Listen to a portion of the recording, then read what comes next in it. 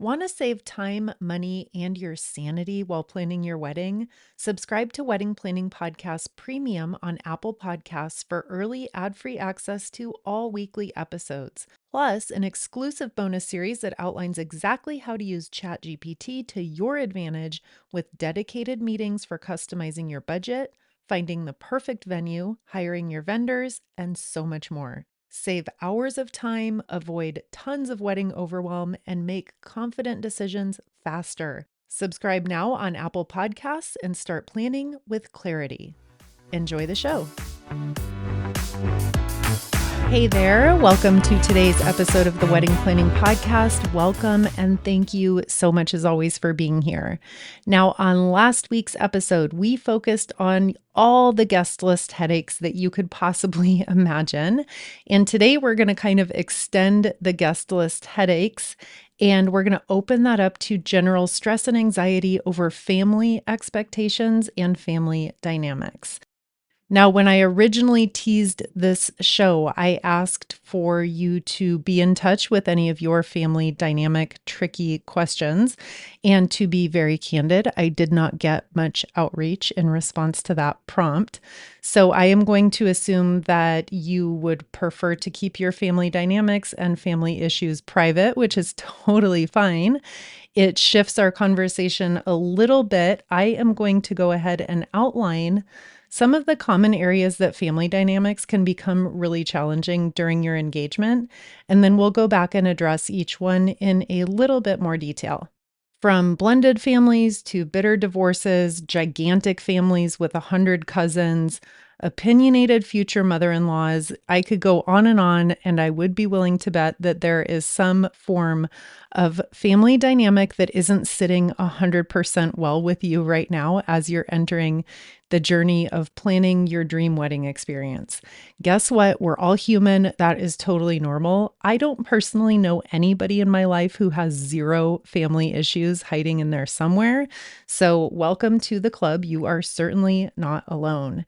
Here are some of the common areas that family dynamics get tricky. Number one, money. No shocker there. We'll go into more detail as we go. Number two, estranged family, broken relationships, divorced parents. Number three, blended families. So families who have divorced and remarried and come out looking bigger, but not necessarily always better. Next, cross-family issues and interactions between your family and your partner's family. We also have honoring loved ones who have passed. That is something that's a very sensitive topic. Religion and wedding tradition is another big one that can cause some upset. So as we go through and touch briefly on each of these familial dynamics and issues, I'd love to share some of my personal favorite affirmations that you can repeat to yourself on loop in the coming months. I'll put these in today's show description. The first one, my favorite, and I feel like the most applicable to wedding planning, is we will never please everyone, and that's okay. Somebody out there is always going to have a disagreement about something that you do, say, choose, or don't choose, and that's fine. Just let it go right here. Leave it at the door. It's not going to serve you in the coming months. Another affirmation that I love is that I can lovingly hold boundaries with my mother, father, sister, best friend, fill in the blank. Another one is that other people's emotions are not your responsibility. Next up, I am allowed to say no without explanation. This is something I say to myself over and over again on a daily basis because I tend to want to over-explain myself. It's not necessary. You don't have to explain every single decision in great detail, and we're going to touch on that more in just a few minutes. And then the last personal affirmation that I love is I trust our vision. We know what's right for our wedding day.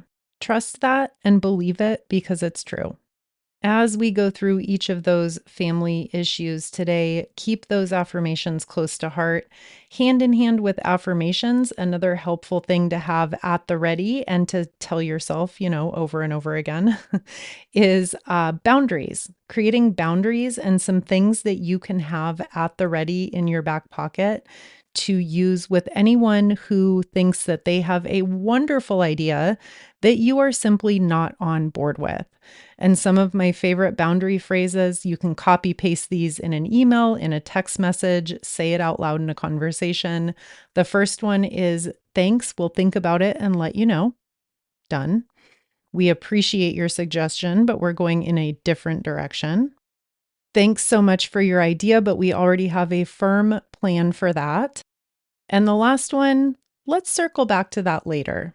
If you're feeling on the spot and you simply want to buy yourself some time.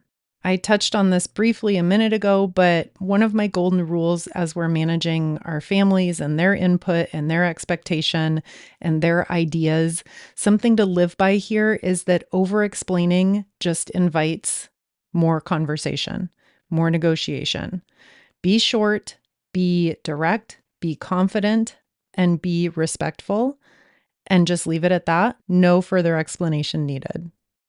Let's circle back to each of these points and go into a little more detail, starting with money.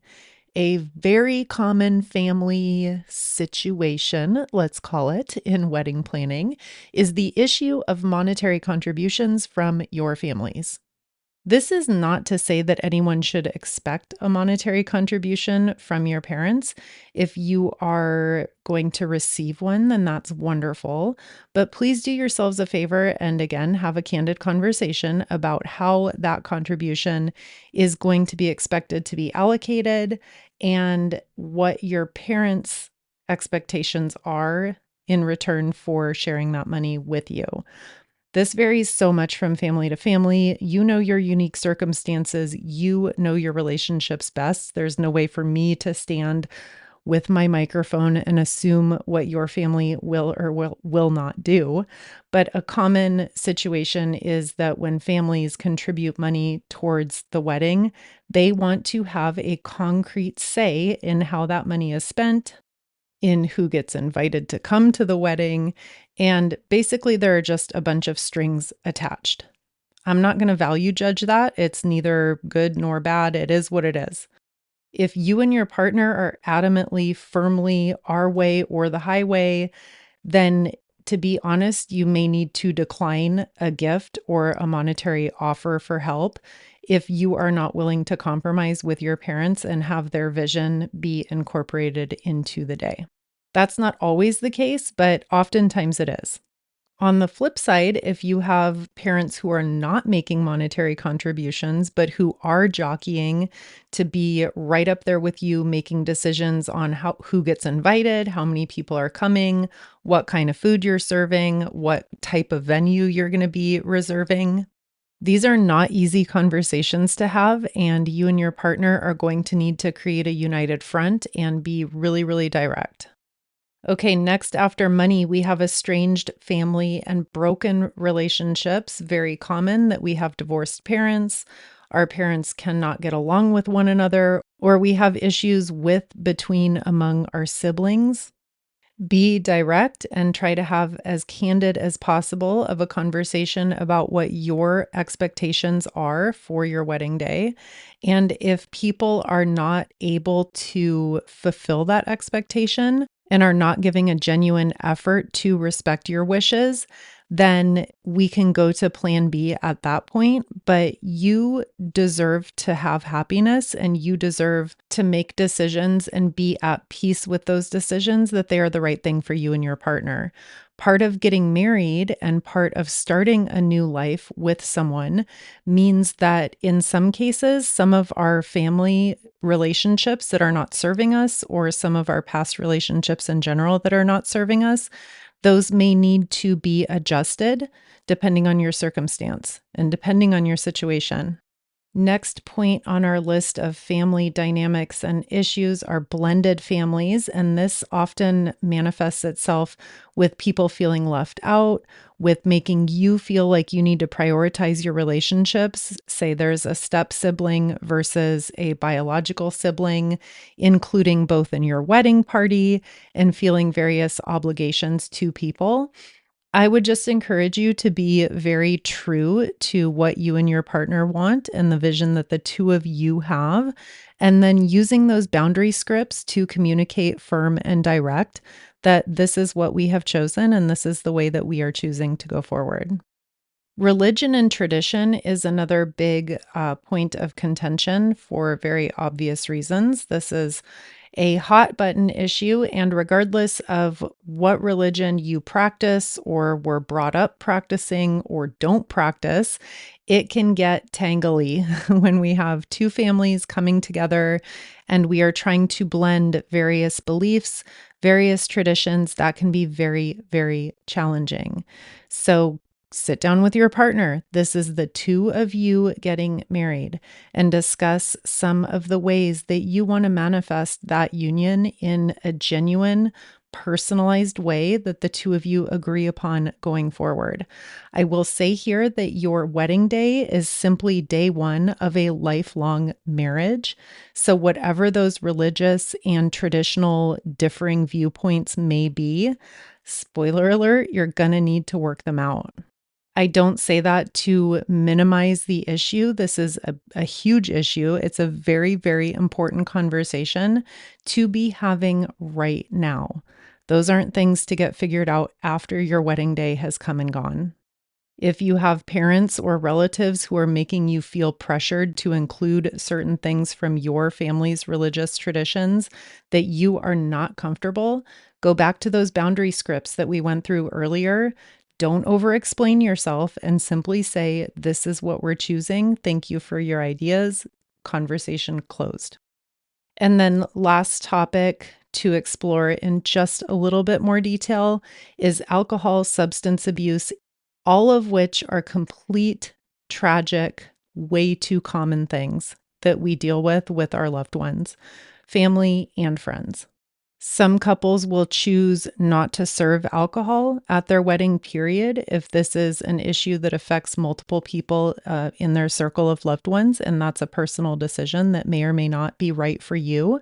It also may come down to simply not including someone in your wedding day who you have very strong inclination or know is simply not going to be able to handle themselves. So if there is someone who struggles with any of these things, alcohol, substance abuse, mental illness, I'm not lumping them all together. They're not the same. I understand that. But if there is someone who's not going to be able to function in a controlled way throughout your celebration, it's my belief that you have the right to peacefully experience that without the stress and looming pressure of a pressure kettle about to burst on your wedding day. You deserve peace and you deserve happiness. And I want you to pursue that and I want you to experience that. Again, I do not know your relationships. I do not know your individual circumstances. And I hope you found this conversation helpful. And I hope that you find all the peace and love that you deserve on your wedding day and beyond every day of your life. Okay, that wraps it up for today's episode. As always, if you have any wedding questions, topic requests, show feedback, I would love to hear from you. I will always have a link in every show description with a very specific way that you can be in touch with me. I hope you have a wonderful day, and we'll meet again next week, same time, same place.